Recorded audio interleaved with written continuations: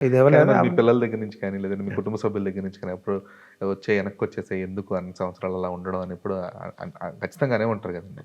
లేదు నాన్న, అనలేదు. అది నా అదృష్టం. ఓకే. ఎందుకు పిల్లలు కానీ, కోడలు కానీ, నా భార్య, నా మేనకోడలు ఆమె కానీ అనలా.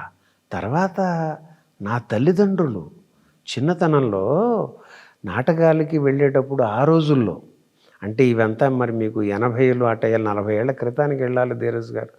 ఆ రోజుల్లో చేస్తూ ఉంటే చాలామంది పాడైపోతారని ఒక అభిప్రాయం ఉండేది. కొంతమంది అట్లా జరిగే కుటుంబాల్లో ఉంటుంటాయిగా నాన్న, వయసు రీత్యా చిన్న ఇబ్బందులు. దీంతో ఎవరో అన్నారంట మా అమ్మగారితో, అమ్మాయి లక్ష్మి, మల్లేశ్వరరావు అటు వెళ్తున్నాడు, నాటకాలు ఎందుకు, పాడైపోతారు కదా అన్నారంట ఎవరు.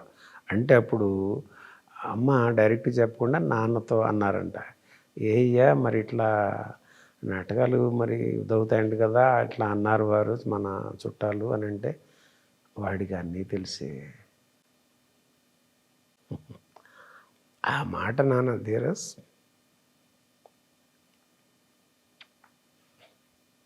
అసలు అంతకు మించిన బిగ్గెస్ట్ సపోర్ట్ ఏముంటుంది అసలు ఆ ఏజ్లో? కట్టి పడేసింది.